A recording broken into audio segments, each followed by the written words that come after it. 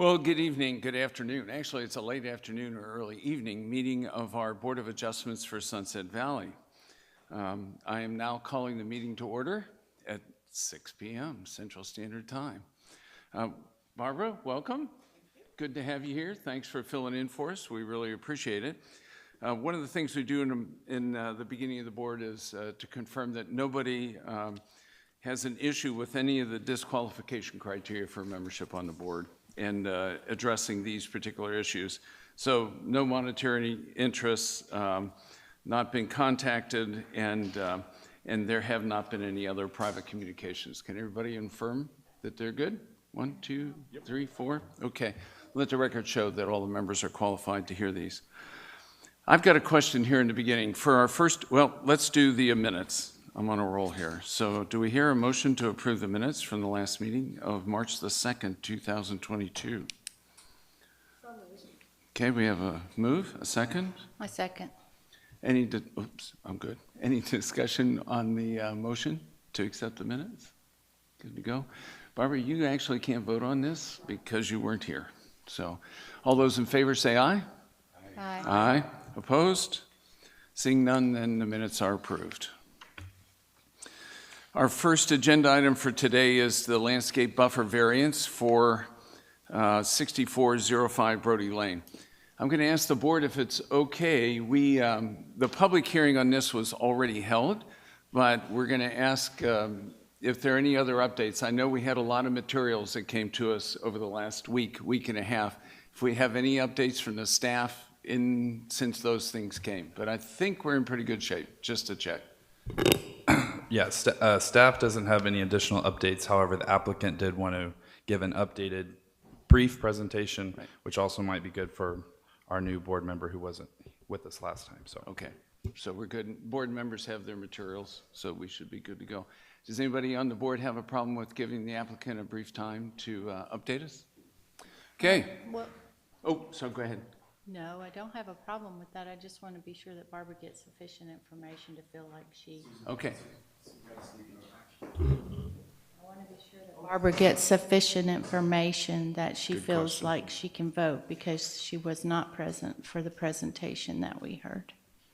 So I don't expect them to, we don't have to redo the whole thing. I just want to be sure that Barbara gets all the opportunity to ask the questions that we got to ask. Okay, good.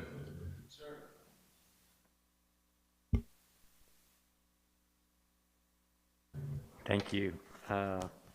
Chair, Vice Chair, Commissioners, Michael Whalen on behalf of the applicant.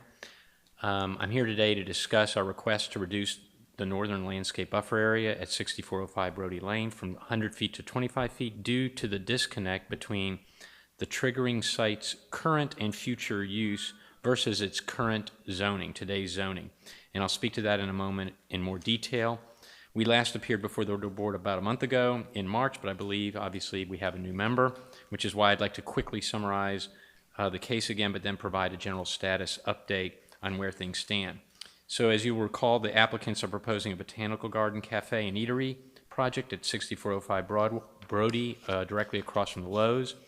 The request before you tonight is the culmination of a series of approvals that would allow this project to move forward. This variance is the last discretionary approval this project needs in order to move forward to the next stage of development, which is subdivision. City Council and the Zoning Commission have already granted all other discretionary approvals. That's why you asked us to postpone. We got that done. If we go to the next slide, please. I would also point out that in granting these approvals, Council and Zoning Commission recognize the extraordinary effort the applicants have undertaken to earn extensive neighborhood support from the people who live near this project. As you can see here, and if you go to the next slide, you can see here as well, and if you go to the next slide, you can see this support, all those signatures are mapped out in this map. The purple lot is the project site there at the left on the screen. The blue lots are all those who support the project. The gray lots have not yet responded to us, though we have reached out to all of them. And the yellow lot represents the only lot that is currently opposed, which is the Draker household. I would note that although the Draker household is currently opposed, we have worked significantly to try to mitigate their concerns and made meaningful compromises that City Council directly incorporated into a fully enforceable conditional overlay that binds the property. I believe that's outlined on your very first page of your backup. So you can see the significant community support we have for moving this project forward. If we go to the next slide. Additionally, I wanted to quickly flag, and this is all in your backup, 4 letters of support for this project. There's others in addition. The first 2 are from Gary McIntosh, who is the executor of Betty Grubbs' estate and is here if you have any questions, and from Coach Jody Conrad, the legendary women's basketball coach at the University of Texas and a good friend of Betty Grubbs. She spoke at the zoning hearing. Both Gary and Coach Conrad describe in these letters how this project will uphold Betty's values and legacy. Betty, as you will recall, was a founder of Sunset Valley and one of the city's most prominent residents. The last 2 support letters are from the late Ann Galt, also a prominent Sunset Valley resident, and from her daughter, Susan Burton. Their support was particularly meaningful to us, since the Galt's family's former property is the reason that this variance is before you today, which we will see on the next slide. And here, if we go on the next slide, you can see the aerial of the site. We've got the Lowe's across the street, a 290-unit apartment complex to the south, and the former Galt property to the north. I say former Galt property again because the city of Sunset Valley actually owns this site, and as you can see here, it has been designated for future parkland. And this is all really good, but can you just make sure you address any changes or updates to the findings? Sure. Yeah, if we can. So this would be a little bit of additional information. You can see this is the site. We currently have 2 required 100-foot buffer areas. One is triggered by the Draker lot, and we refer to it here in this image as the Draker lot buffer. We are not requesting any modification to this buffer. We are not requesting any modification to this buffer. And that's, so we'll be fully compliant. The other buffer, which we refer to here as the Galt lot only buffer, is the subject to the variance. This is the buffer area on the northern portion of the site, and it's the area where we are requesting to be reduced from 100 feet to 25 feet. Again, normally parkland would require 0. I think that was expressed by the commission last time. But in the spirit, we believe at least 25 feet would be appropriate. So to put this in perspective, what you see up there that's identified as the Galt lot only buffer is 38% of the entire site. And if you took into account the Draker buffer and the Galt lot buffer, it would be a total of 45% of the entire site, just a bit less than half. So simply put, given the competing needs of tree preservation, parking lot circulation, and the other site development regulations, there really is no way to comply with the full buffering requirements and provide this project that the community and city council have said they want here. An impact of that magnitude isn't simply something you can design around. We can't just design around this impact. It would preclude this project and deprive the applicant of a reasonable use of the property and of a substantial property right. So you can see this visually on the proposed site plan we have, which is the next site. This is the site plan we have proposed consistently throughout this process. This is consistently what we have proposed. It was in your original backup. It includes the 10-foot fence, which is part of the conditional overlay. It includes improvements to the driveway, which was part of a conditional overlay. The one thing that we have added, and the only thing we have added, and it is on here, is a second cistern to help with stormwater, which was a condition that the City Council added. So the next, just for context, the next step in the development process would be to go through subdivision, and then once that process is completed, we will be able to submit this site plan for full review by the Sunset Valley staff, at which time we will be able to make any final, take any final feedback from the city staff and incorporate it in the site plan for final approval. This is a couple of steps ahead, but we cannot even get to that step until we get the approval of the Board of Adjustment. And you can see the reason for that on the screen in front of you. If we go back to the site plan, there are 2 dotted horizontal lines that run across the northern portion of the property. You can see the blue. The bottom dotted line is the 100-foot landscape buffer area triggered by the Galt lot. And as you can see, it completely rules out much of the property. And for reference, we already needed to get council to approve a parking dimension modification so that we could shrink the parking and kind of squeeze it in a little bit. Adding in the full 100-foot buffer would completely preclude the necessary parking and thus this project or really any other reasonable commercial use. The top dotted line in that is the compromised 25-foot landscape buffer, and you can see it's close up there. Again, the only small change we made was that additional rainwater cistern. Otherwise, this is our fullest and best understanding of what code would allow and is the plan that we have submitted and have stuck by all along. I would also mention that failing to address this hardship would also cost the meaningful benefits that the proposed project you see here offers. One of the factors that this body considers is how the variance will affect the health and safety and the orderly use of other land in the area and whether it is in the public interest. To that end, I would point out that as discussed in length in our cover letter, our project is offering stormwater management, water quality facilities, tree planting that goes above and beyond what would otherwise be required on this property. In fact, our tree planting provides 16 times what would otherwise be required, and our detention produces a stormwater runoff rate that is lower than what exists under the existing conditions. So I think each of these would improve the environment and drainage outcomes for the surrounding area, but all of this is contingent, obviously, upon this project you see before you and this variance being granted. So I would simply close with the last slide with a summary of the public process for this project to date. And if you can, as you can see on the next slide, Matt, this is the final remaining discretionary approval we need to enter the subdivision and then site planning stages. City Council and Zoning Commission have granted a series of different approvals, including rezoning, the relevant special use permits, pervious cover variance, and the parking dimension modification. There's been a very vigorous public process that has improved this project, locked in meaningful compromises, and garnered extensive public support. However, all of this is contingent upon seeking relief from the significant hardship that the Galt Lots landscaped buffer produces, all because of a disconnect between the zoning that exists today and the city's official future land use map, which governs what the future zoning should be. But today, the zoning is single family. This board can provide the needed relief, and I believe that we have demonstrated this hardship and that the requested variance is appropriate and legitimate, and I respectfully request that you support I respectfully request your support for approving it so that we can move forward with this project. Thank you very much. Thank you very much. Our question is appropriate? Sure. Sir, you mentioned there was an enforceable conditional overlay. Is that with respect to the buffer with the Draker property? It's on the first page of your backup. My question to you, is that with respect to the Draker property? The enforceable conditional overlay, is that with regard to the buffer Yes. zone? Okay. Yes, yes. Thank you. We're not seeking a variance of the landscape buffer, but within that buffer, they've asked us to build a taller fence. That is an enforceable, that's an example of an enforceable thing.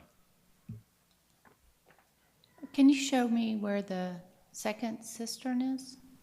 Sure. We just go back to the site plan real quickly. It's right at the top there. Yeah. Right there to capture more rainwater. That little round circle? Yeah. There's two of them. There's one there, and then if Okay. you go directly Yeah, across. that one's marked cistern. Okay, thank you. Yeah, thanks for asking that. That's actually not on the map we have. Right, it's not. Yeah. It's not okay. on the map that we Yeah, have it's in not our documents. Yeah. I do have Sure. more of a comment than Okay. a question. While I sincerely appreciate the fact that many people support this particular use of the property and that you've gone to great lengths to work with your neighbors and also seek the input of the neighbors. For the Board of Adjustments, there's just the items that we must make findings on. And so I want to be sure that we concentrate not on public opinion, but on making sure that all of us feel comfortable that we are able to state that we made the required findings in order to grant the variance, because that is our only authority.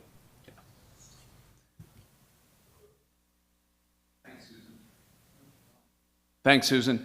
Okay, it's time for the board questions. Things you want to direct somewhere? Richard? Then Barb. So one of the things we asked for at the last meeting, and I think you guys have provided it, was some evidence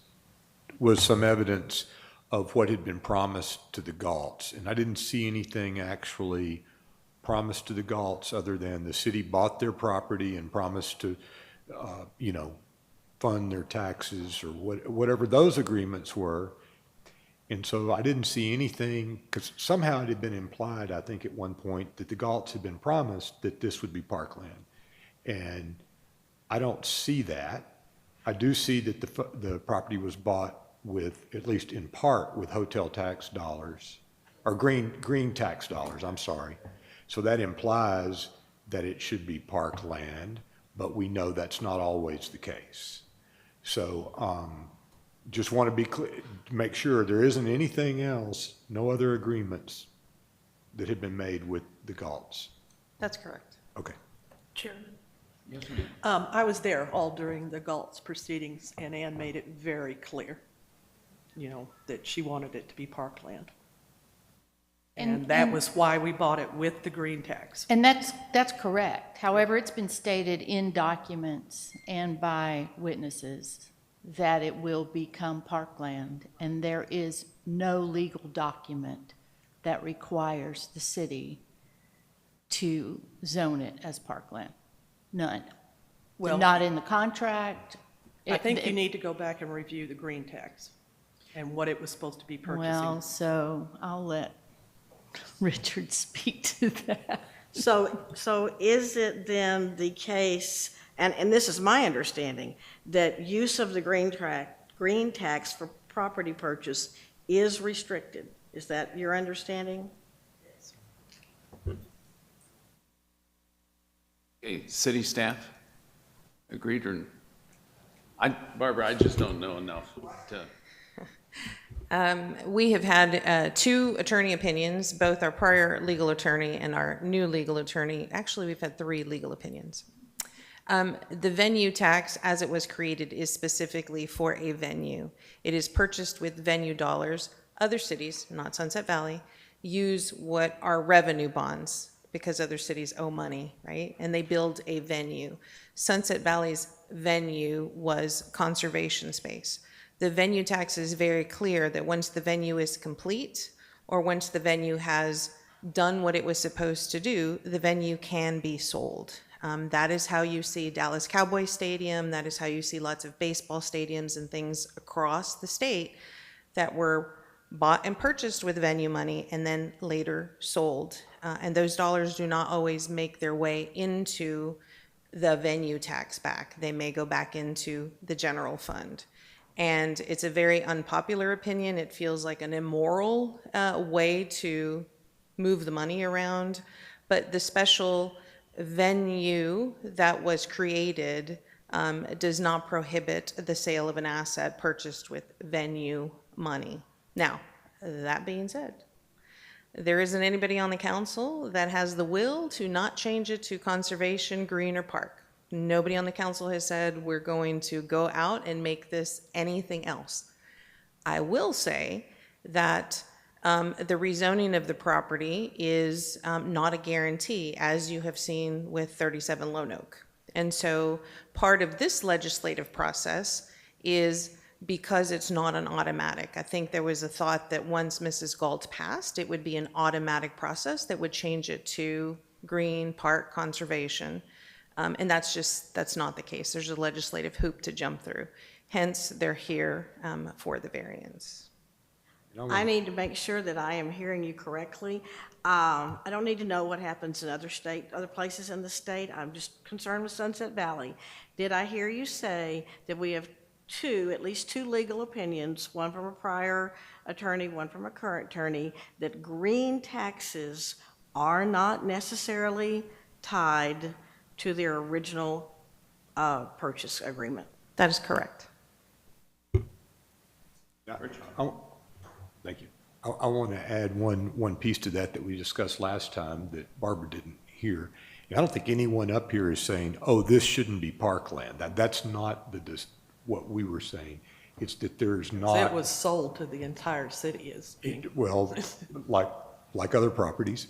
But The other issue is these guys need an approval now while it's not parkland.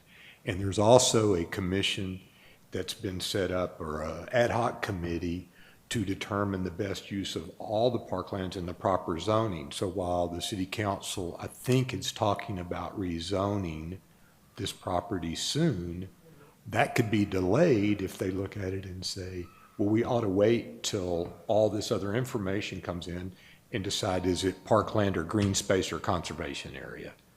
So I think that's all. I just want to be clear, okay? It was envisioned, planned, presented, and voted on as a green tax, not a venue tax. It was called green tax. The whole thing was pushed. Several lots were bought besides this living estate. And throughout the entire discussion, there was no confusion, no gray area. It was to be for parkland, and it was pushed and underlined as green tax. There was no confusion. What we do now, we do now, and we take in consideration what is happening now. But I don't want any historical perspective or confusion, because that was how it was presented and sold and used at the time it was invented. Mr. Okay? Chair. And Barbara, that's not what we're saying. We understand very clearly, because we've heard a lot of discussion, and there seemed to have been no confusion in anyone's mind as to what was being presented to them, which was that following Ms. Galt's death and following the expiration of her life estate, this would become parkland. All we're trying to clarify on the record is there is no legal document requiring it to be made parkland. It may have been the intent, it may have been how it was presented, but that none of that was captured in the deed restriction, the life estate document, the contract, nothing, none of that. Now, the important thing I think about that really does bear on what we're doing today is that if it is rezoned to parkland, as was mentioned, there is no buffer requirement. So we have an opportunity to provide that buffer requirement at this junction, which we may not yet have again if we think that's an important thing to have to this adjacent property, no matter what it's zoned. Whether it stays single-family residence, whether it becomes neighborhood commercial, whether it becomes parkland or green space, we have an opportunity today to say 25 feet. We can say something less than 25. I mean, we are being asked to give a variance. The applicant has asked for 25. And we just need to make these findings that we believe that they meet each of these requirements, each and all, not part, and then vote on it. But it's just been thrown around so many times as a fait accompli that it is parkland automatically, and it's not, and there's nothing requiring it to be. So, do we have any other questions from the members of the board? Do I hear a motion?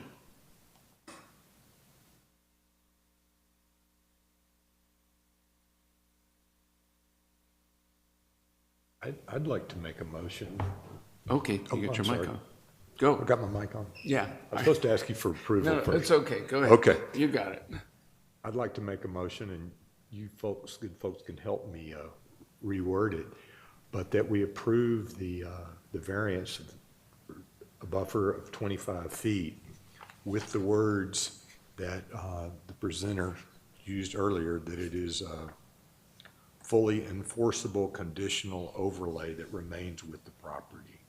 So that whatever the intent being, if we agree to 25 feet today, that stays with the property, whether they do their development or they sell it to someone else for another development, or they exist for 20 years and someone else comes in and takes it over. Do we have a second? I second.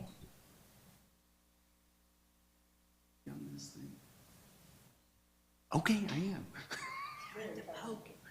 Oh, poke it, okay. So Susan, I want to agree with you that this is an interesting point that goes back to your question about if it's parkland, then there is no buffer at all. So that's really part of our decision that Susan framed us, at least at this opportunity, we have to put the buffer in there. And then for whatever that property ends up being, which I think, I agree with you, I think eventually it will be parkland, or whichever it is, but at least there'll be a buffer in there. I would like to add, and I am fully in support of Susan's concern, are we actually looking at and meeting the 10 criteria? And I will say that after really reading these thoroughly and giving it serious consideration, I think that we, in this instance, are. And I would offer a friendly amendment that to your motion, we add that based on the board finding the 10 requirements pursuant to the Land Use Code, Section 150.066F, we are approving the variance as requested with that language you read. Do you accept my amendment? I do. And I accept it as my second. Okay. Great. Okay, any other comments on the motion and the friendly amendment to the motion that has been seconded? The only thing I would like is on the record is that this in no way implies that Ann Galt's property could be anything else but parkland until further action is taken by the proper governing bodies.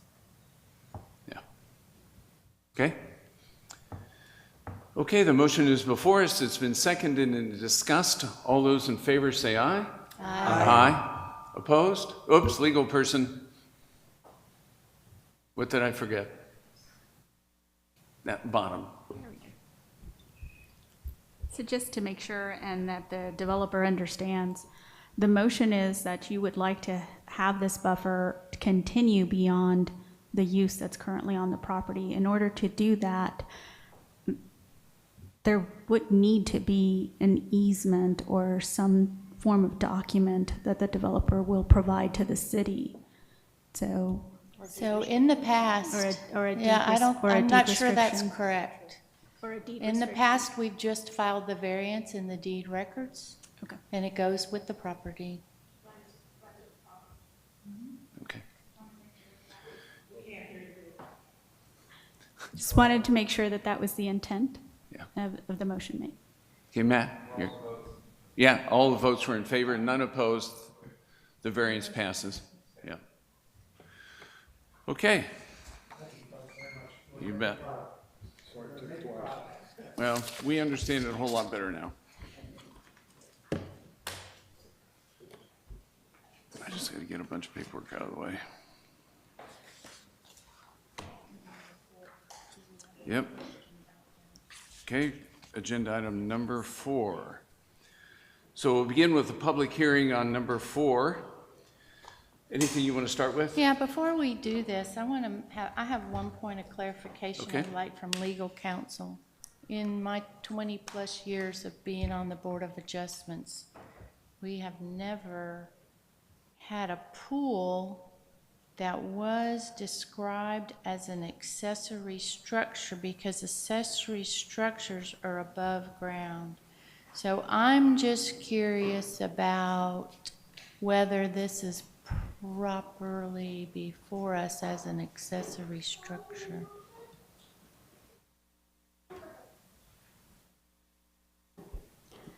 So again, in the definitions, if the accessory structure is above the ground and not in the ground, then that's what you would consider. However, I thought this pool was being constructed. Sorry, you're not speaking into the microphone. I can't hear you. It's my understanding this pool was actually being constructed in the ground. It's Am I- not above. Okay, so my question is that It, it does not meet the definition It of does an not meet- accessory structure. it does not meet the definition. Okay, thank you. I was looking at page 3, Susan, and where they go through the definitions. Yeah, and I was worried about the accessory, but it seemed to me that the way the definitions worked, it is not an accessory structure. Correct, it's not. Okay, And it's good to clear that up because someone totally separate from this asked me yesterday, said they were told by the city that a pool is an accessory structure. Not if it's not above the ground. They were told by the city that it was an accessory My point, structure. exactly. And they questioned me on it, and I said, this is the first I've ever heard of it. I've got a pool, and it's not counted on our accessory structures. Yeah. So, Now, whether that impacts the issue of having something in the easement, the setback or not, I don't know. But that wasn't addressed in here.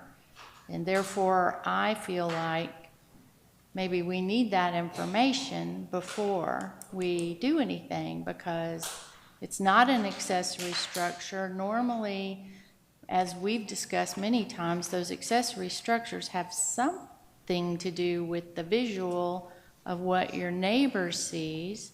And so, is there some other language in the Land Development Code preventing anything even underground in the setback?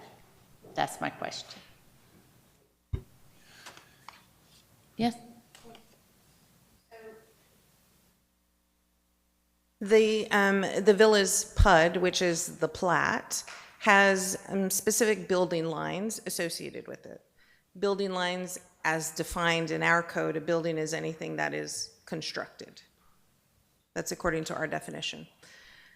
The villas would have had special dispensation had the architectural committee that was intended to be created been created. It wouldn't be before you if that architectural committee had been created. Unfortunately, it was not. And so enforcement of that plat and those building lines will now fall to Board of Adjustment.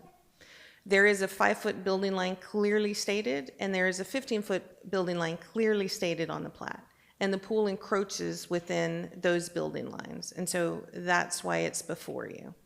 And I understand that, but it hasn't been presented to us under that. It's been presented to us as an accessory structure. Therefore, I'm not sure that what we've been given actually addresses what our legal authority is, and someone should direct me to what our legal authority is to look at this if it doesn't fall under accessory structure.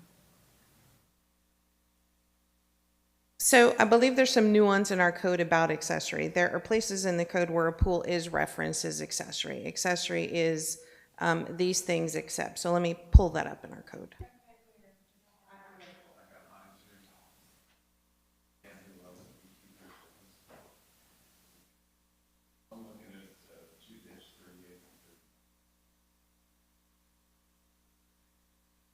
looks like 2-38 and 39.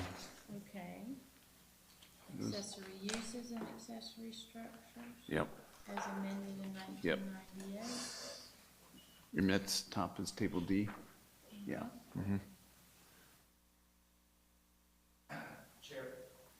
Yes, sir. Yeah, let's do that.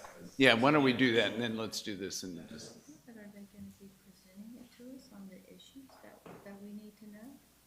Are they going to be presenting it to us on issues of accessory structure? Yeah. That's my whole problem, is Yeah. I'm not sure it's before us properly.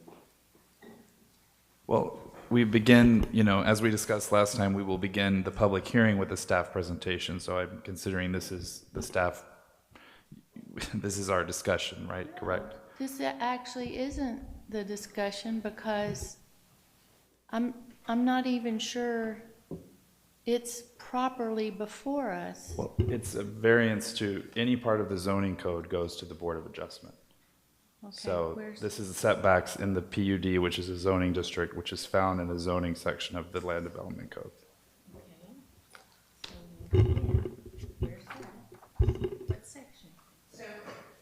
That is section 15235, planned unit development, single-family residential zoned land.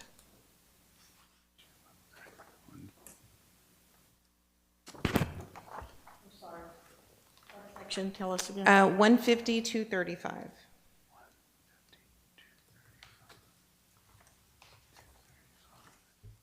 Staff, I haven't gotten a copy of this yet that they're looking at. Is there one readily available that wouldn't cause any? Thank you. No, the land development code. Yeah, Did anyone get one of these? okay, No. This was emailed to yeah.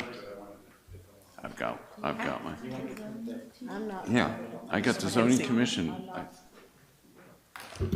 I don't have the one, so Sylvia, it's one dot what? It is 1 dot, as it was noticed, 150.235, planned unit development, and I have it up on the screen. Okay, that's not. Yeah. Can you make that bigger? Yes. So is that in the plan unit, it's not in our zoning Yes, it is. or in the plan unit development section? I thought I had it on. Sorry. So again, we're having to, is it in the planned unit development document or in the regular zoning code? The planned unit development resides in the zoning code. Well, but we didn't have it until recently, so. So the agenda packet states deviation or variance from section 15235, planned unit development. That's the agenda.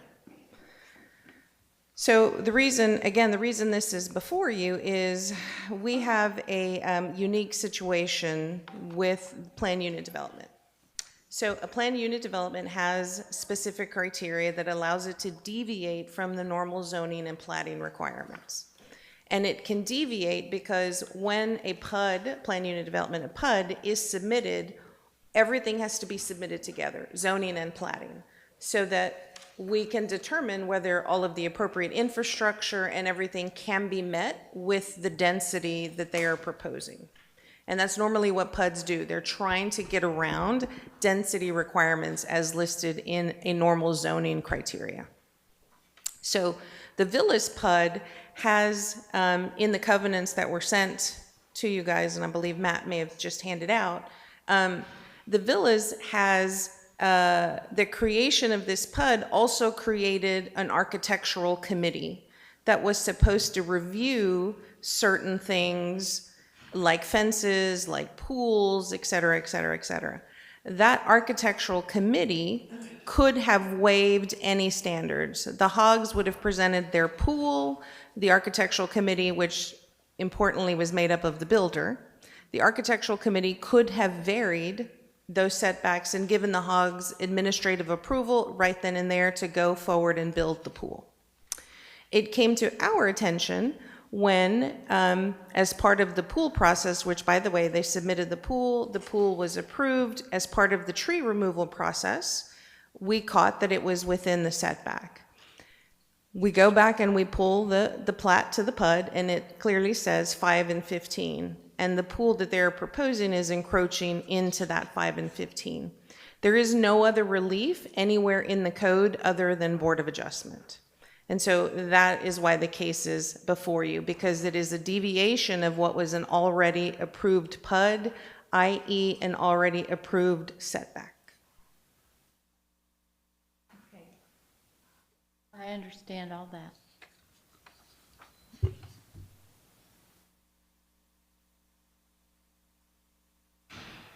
Where specifically, I want a citation as to where in the PUD the limitation is for the pool to go into the setback and where the tie is to the Board of Adjustments to grant a variance under the PUD. That was in the document I sent her there. Let me pull that up. So what I see is in the addendum for the declarations for the villas, you can't have an above-ground pool. All swimming pools must be contained within fenced enclosures and screened from street view. I don't see any other mention of the swimming pool. I see building setback requirements, but this isn't a building. And there are, like you said, accessory setbacks. But an accessory structure That's a defined different, is yeah. above ground. So I'm just wondering how it is, what are we supposed to find?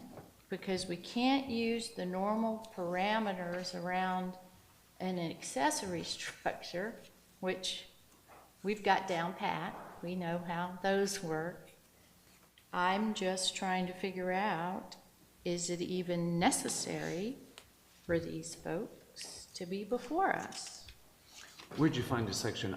I can't find that in the PUD. The 310?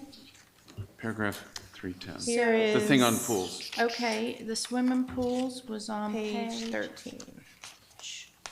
13, right at the top, under, there's driveways. Okay, got it. And then there's Thanks. swimming pools. Thank you. Can I make a comment? Sure.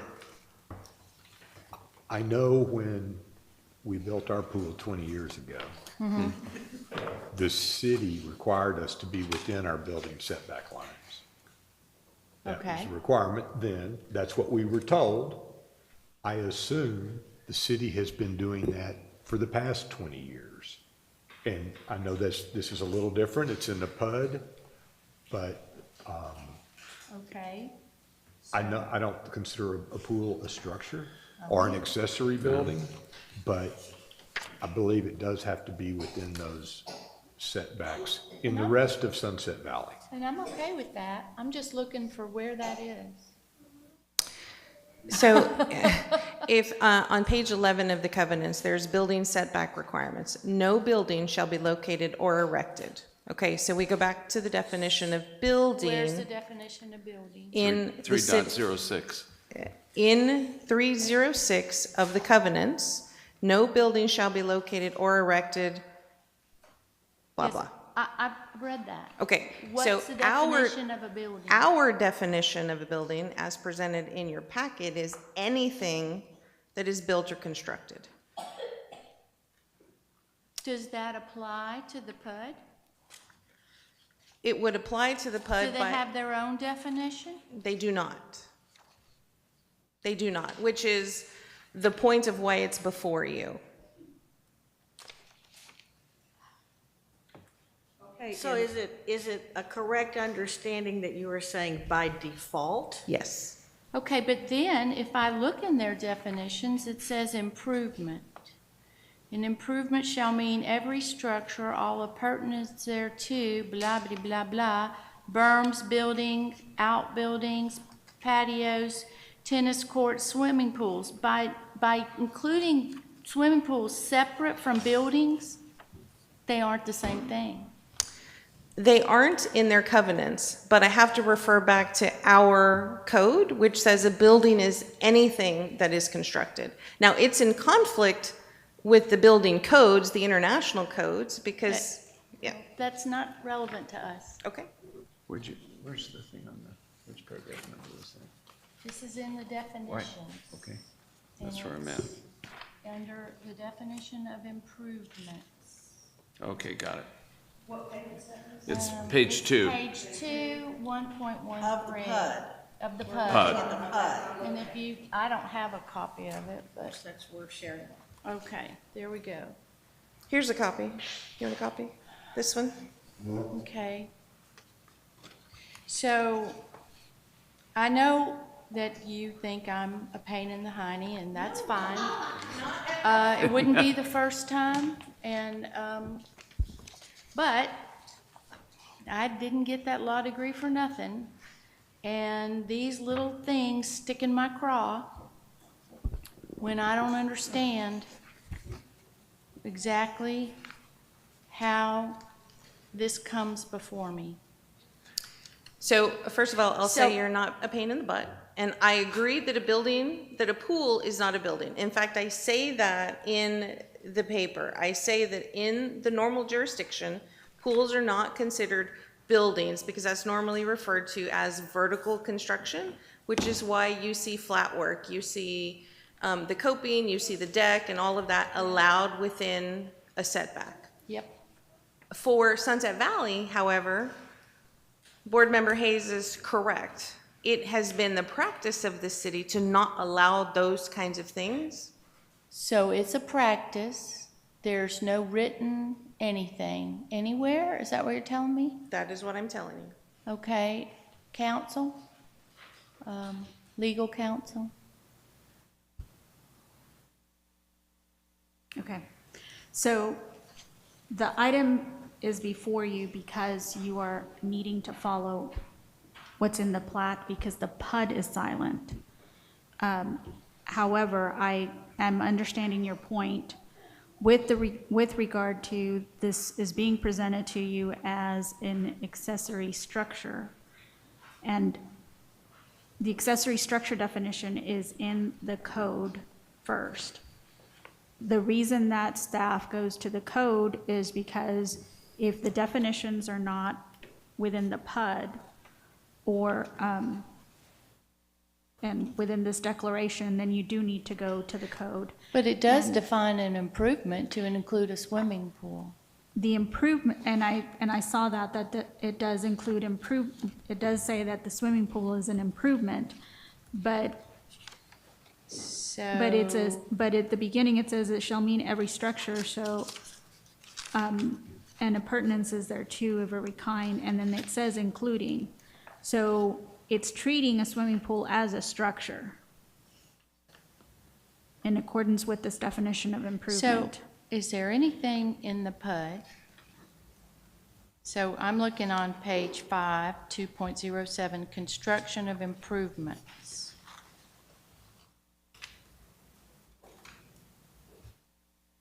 So Sylvia, this is where you're getting that it should have gone before the architectural committee, but we don't have an architectural committee. And therefore,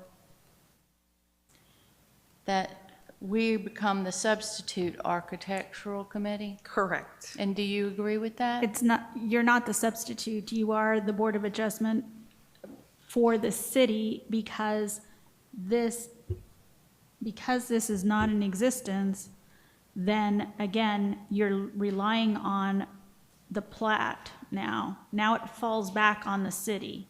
So Okay. you're not, that part is not, you're not substituting, it's just, it's not in existence, so now it comes to the city for approval, and that's why it's coming to the BOA, So because when you say it's not, we go back to the plat is the overarching document over the PUD, this covenant, is that correct? the covenant was one, but then the plat is the other. There are two legal documents. Okay, So a plat is also the legal document that provided the setbacks. where's the And plat?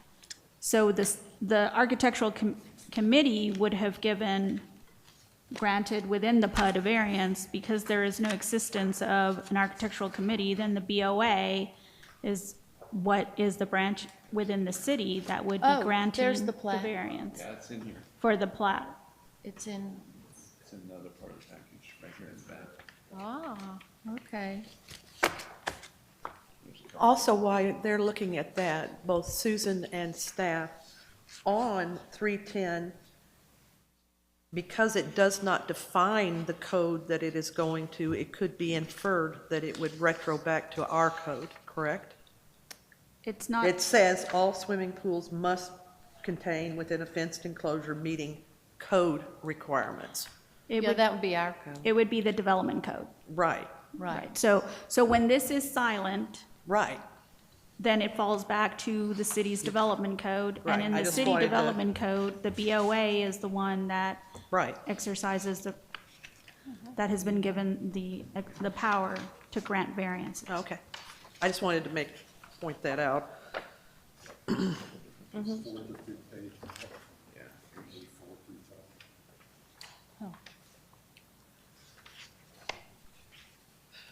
Okay. I guess I'm satisfied enough to start with the public hearing. Are you okay? Yeah. That's a good point, though, Susan, that you made about the definition, because if we let it slide for one instance, then. Yeah, we need to be more precise. Right. And my question was really what the process would be if it didn't come, if it was not within the purview of the Board of Adjustments, would it be a staff approval then? Yes, yes. The Meadows plat, as I included, has a specific provision for staff approval. Oh, okay. The Villas plat does not. And so it falls back to a development code, and it falls back to the process within that particular code. Okay. Trust- Okay, Trust me, we'd like to not be here either.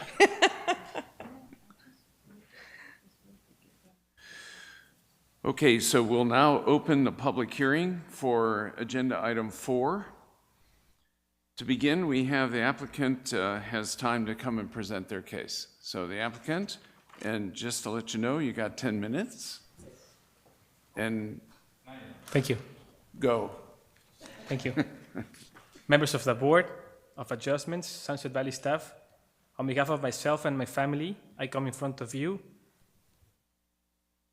to ask for an encroachment setbacks variance approval in order to build a pool in our backyard. I know you have all... Yes, of course, my name is Jorge in Spanish.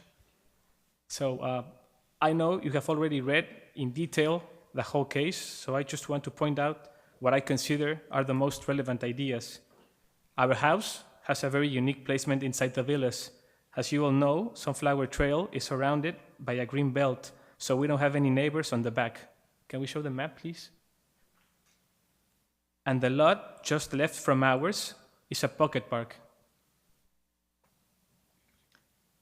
Even though the pool has no impact on any neighbors, because there are no neighbors, we have already talked to a couple of our neighbors and have written letters supporting our project and the approval of the variance, with special focus on two of them, 1050 and 1056 Sunflower, our contiguous neighbors. In many legislations, a setback is defined to prevent people from building structures above the ground. In this case, it is only flat work. It does not contribute to flooding, or it will have enough bushes on the site to prevent water from spilling to the pocket park. Sunset Valley's lots in Old Town and Meadows are very big in comparison to the villas. Setbacks created for the first lots make no sense in ours. The setback lines does not allow us to use more than half of our backyard. We are also aware of a similar case with a pool under construction with the same pool company in the Meadows, so we ask to take the case into consideration when making a decision about ours. Furthermore, our project was initially approved and the permit granted, so the pool builder started working on the backyard, and it was only until we called City Hall for a tree removal permit that they noticed something was not okay. The pool builder followed the regulations of other cities, such as Austin and San Antonio, for the position of the pool.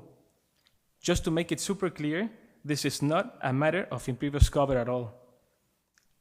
I know we have support from City Hall and our neighbors to continue our family project. Just wanted to make you note, we have here Mr. Carl Kramer on behalf of Cody Pools, if you have any questions to the builder. Last but not least, all 10 conditions required by City Hall to be met in order to be granted the variance have been successfully answered. We believe we have a unique circumstance in our lot that makes the request of this variance necessary for the reasonable use and the enjoyment of our private property. We see no development reason that justifies denying our variance. We kindly ask for your support. Thank you very much. Thank you very much. Do we have anyone that wishes to speak in support?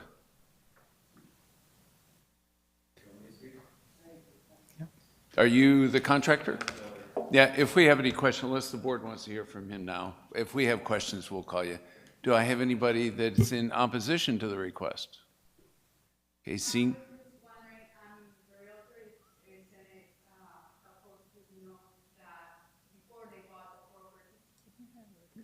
yeah, why don't you come, you've got to be on the Just, mic. it's okay, just come to the mic, it's easier for us to hear you. And give us your name. And, yeah, it's on the record. My name so- is Sylvia Onda. I was the realtor that helped them buy the property, and just wanted to present that before they bought the property, they reached out to the city because their intent since the beginning was to build the pool. It was very important for them. Thank you.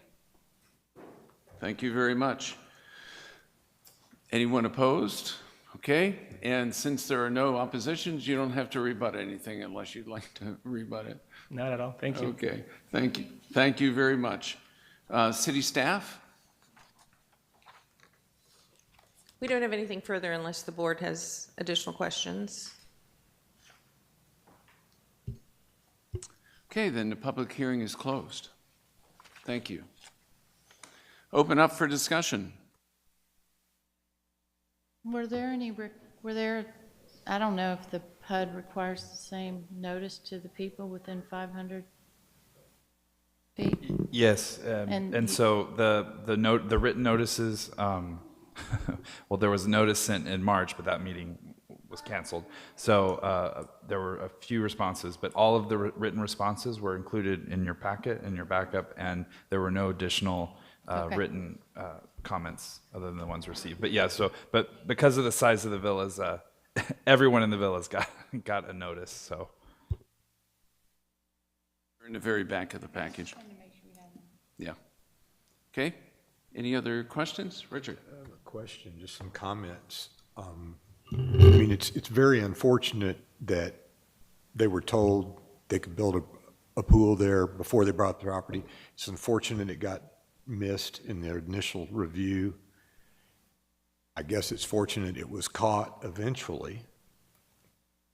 So, you know, now it's up to us, but here's my real concern.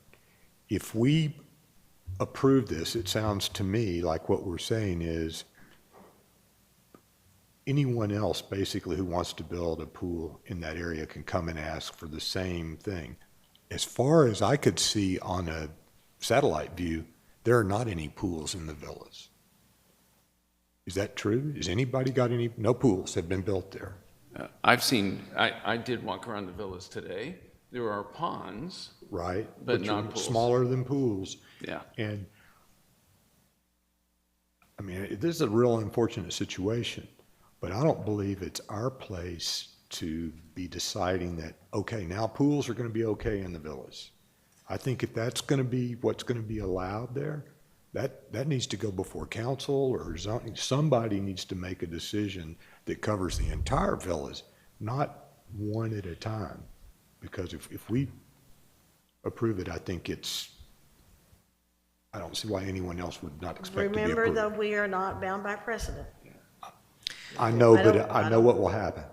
Well, No, that's I- true. I understand that, but I like what you're saying, except that this goes back to the whole thing, which is, I really feel like not enough study went into whether this is already covered. Because I think the language of the improvements, I don't think it helps us to have citations to the International Building Code when we haven't adopted that. We have definitions. Those definitions apply. And while I guess you could have a smaller pool that fit within all the setbacks, then you wouldn't have to be before us.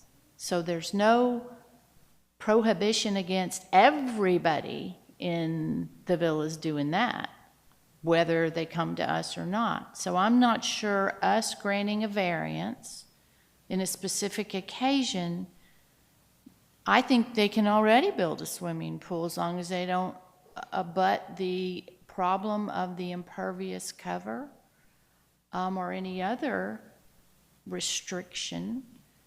And And it doesn't sound like that's even an issue here, which I wasn't quite clear on, because they talk about elusive impervious cover restrictions, but there's nothing elusive about it. It's pretty straightforward.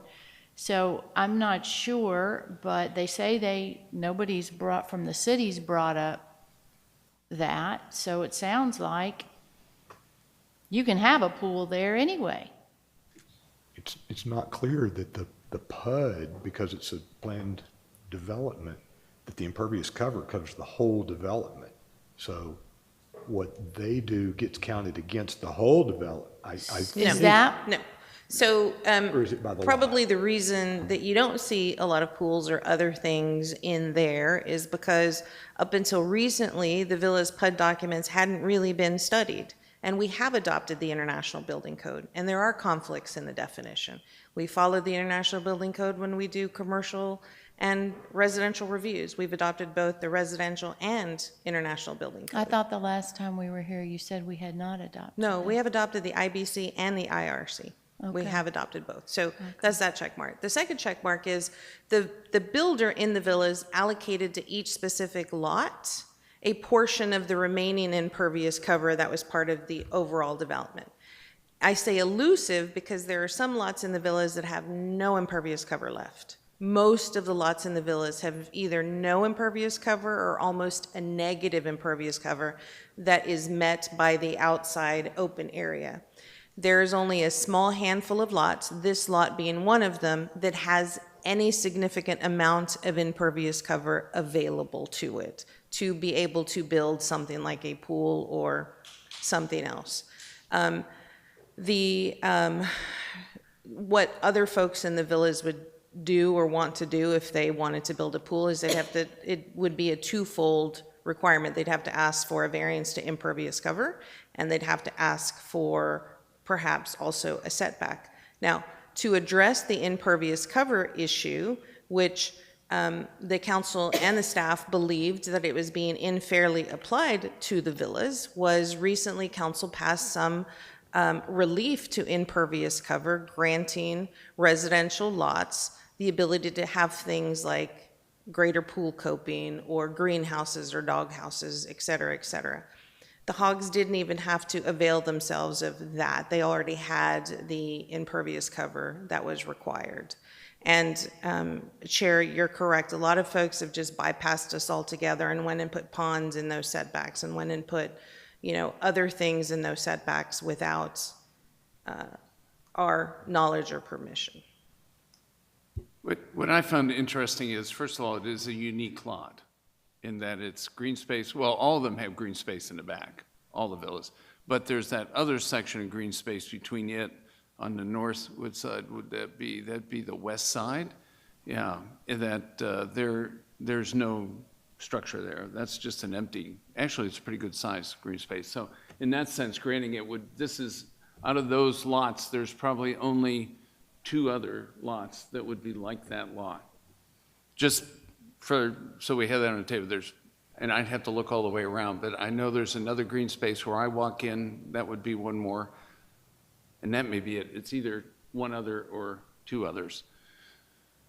Third, the question about impervious cover makes this unique also. Okay, thanks. On impervious cover, my understanding is that only the coping around the pool counts against your impervious cover. The city changed the rules a few years ago, and the water doesn't count. So you can build a nice-sized pool with a rim around it in your backyard, right up to your fence, depending on how you define this, and not use much impervious cover.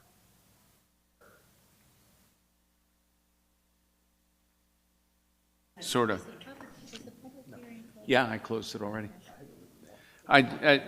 What's interesting about that is if there's no impervious cover left on a lot, then there's no options for a pool unless you make as big as a bucket or something to stick your feet in, right? But they gave them another 100 feet or so. So if you had Everyone in the villas? Everyone in the villas was eligible to receive approximately 100 square feet, So depending on okay. it's dependent Okay. on lot size. So a 20 by 20 pool with just coping around it. 12 inches of the coping is exempt. Anything wider than that counts. Okay. So you could build, you don't have to have, you could use no impervious cover, build a pool with a 1-foot rim around it, and you have no impervious cover counted according to the city. I'm ready, and if anybody didn't have any more questions Yeah, or let's- comments, I'd like to make a motion. Yeah, let's go with any other questions just around the table. Around the table? Okay, then, a motion. I move that we approve the variance as requested upon finding that the applicant has met the 10 criteria required for a variance into the setback in the villas in order to construct their swimming pool, which is an improvement but not an accessory structure. Okay, do we have a second? Second. Okay, or Sandy, whatever. Okay, Barbara, I think she got about a millisecond faster than Sandy did. So, any discussion on the motion that sits before us? Whoops. Any discussion on the motion that sits before us? I'm out of control on my mic. The only thing I'd like to add is possibly a friendly amendment to the motion is that I think Susan made a good point about the clarification that this is not an accessory structure, but also that we're granting this due to the unique elements of this particular lot where it doesn't have any occupancy to the right of it or west of it, and that it does have the impervious cover requirements. I agree to that amendment. So the unique position of the lot or unique? I think it's location the of unique position of the lot and the unique characteristics of this particular lot in the fact that it does not have a neighbor, okay, and it does not require any amendment in the impervious cover. It meets the requirements. It's a unique situation, in other words. Meets impervious. Or the construction of the pool will not, like, this construction will not Exceed allowed impervious. impervious cover. Right. Matt, when you get that typed up, if you could read that back to us. Right. Just saying. Okay, so the motion is to approve the variance as requested upon finding that the applicant met the 10 criteria required for a variance into the setback in the villas PUD in order to construct a swimming pool, which is an improvement and not an accessory structure, and that this lot, or at this variance is granted due to the lot's unique position and characteristics in that it does not have a neighbor and the construction will not exceed the allowed impervious cover. Okay. Any Motion maker, you agree, I'm assuming you agree with the friendly amendment that the second made.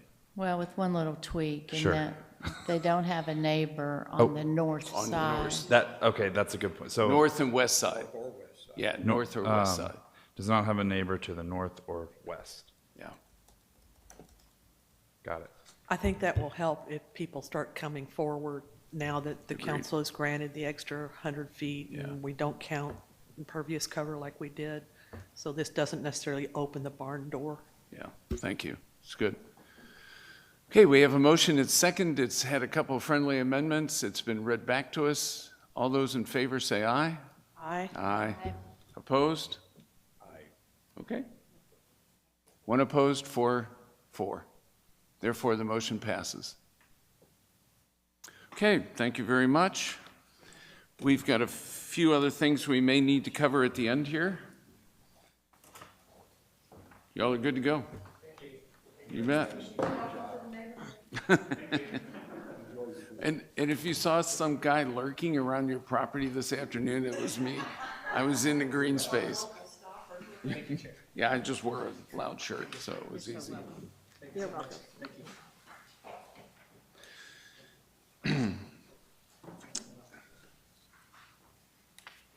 Oh, sure.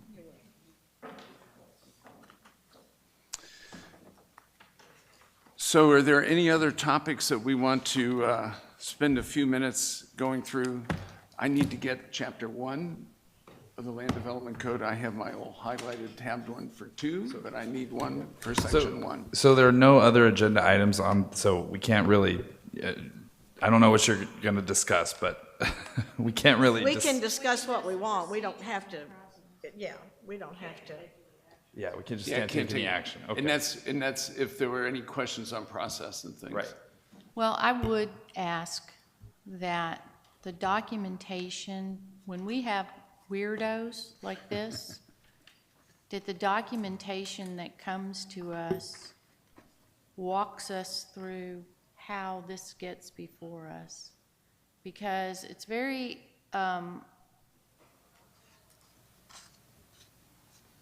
difficult for me to try to do legal analysis on the fly when I don't have the documents in front of me, when there hasn't been an opinion rendered by our legal counsel.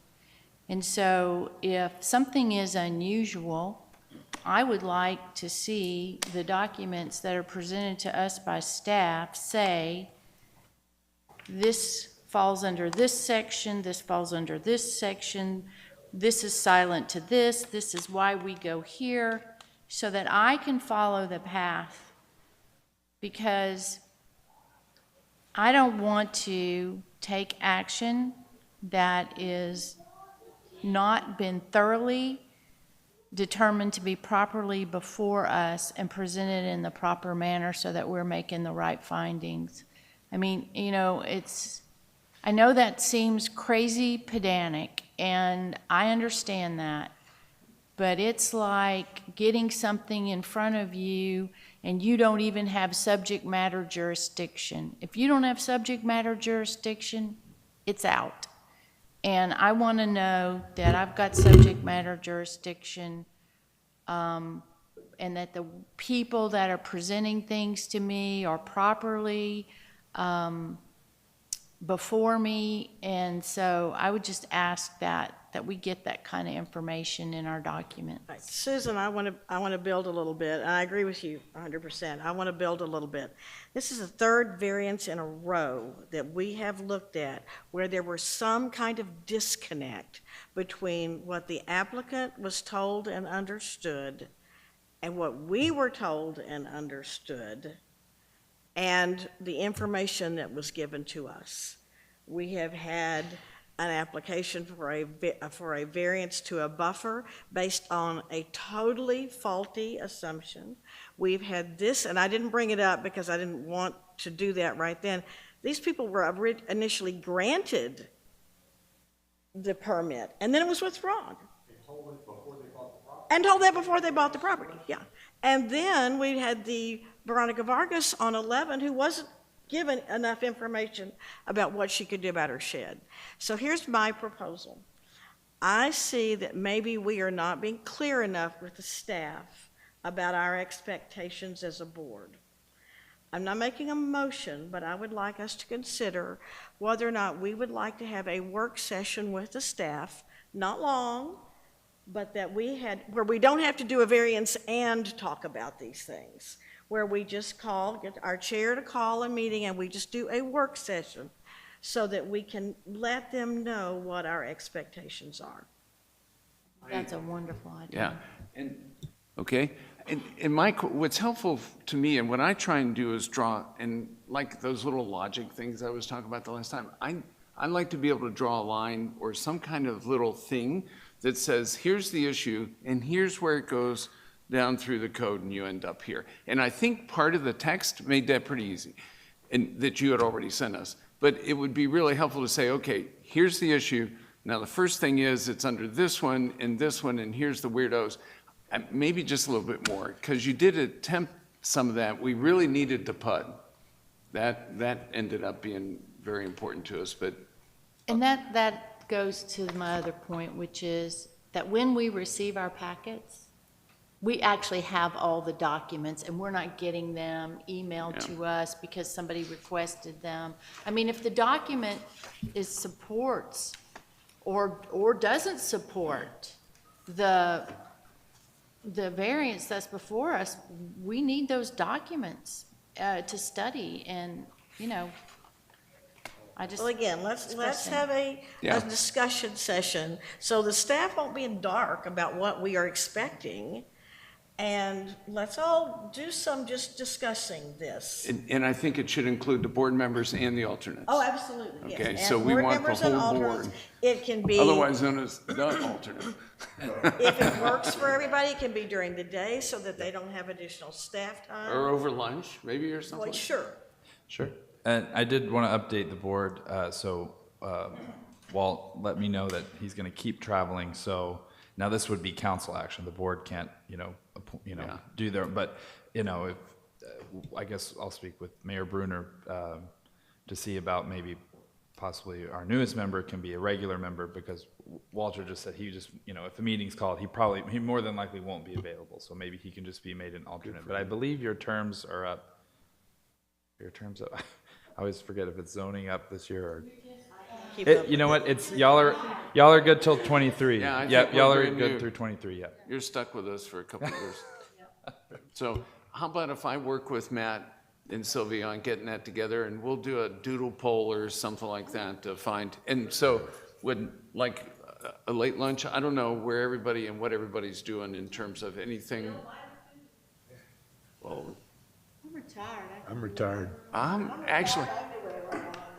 I'm on my fourth retirement, so I'm pretty flexible. But I can work around it.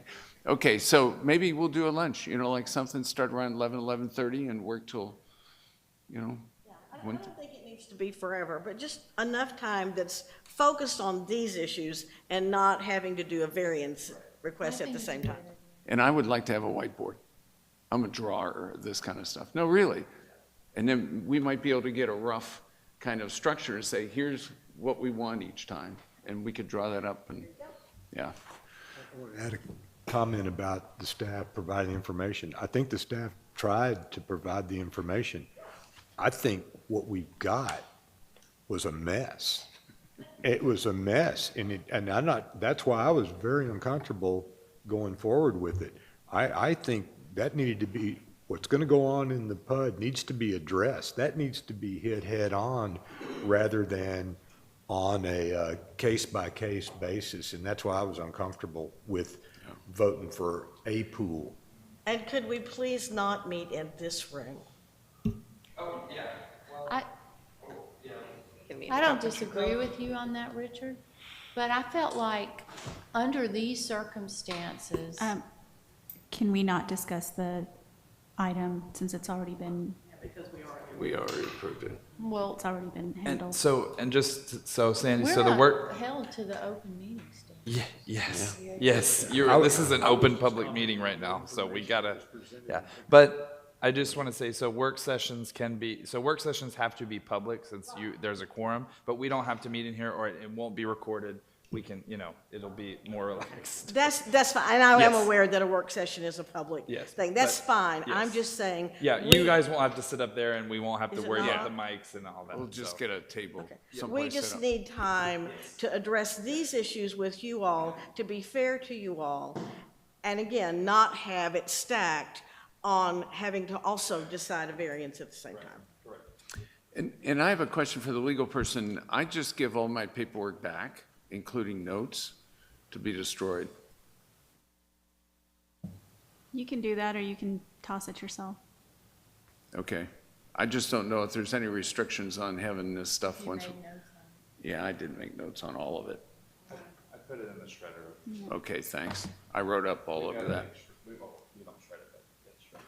Yeah. Okay, do we, One recommended though by P&L that since you make variances that have legal ramifications to people that may be positive or negative, that you keep for at least 3 years. oh, really? That's the minutes in that documentation. Notes that you may have made, Hmm. things like that. Did they adjourn? You all can keep them. You need a motion. Yeah, I'm getting there. Okay. Wait, we haven't moved to close yet. I did. I was moving to close. Literally moving to close. All those, motion to close. Second. All those in favor? Aye. Aye. Closed.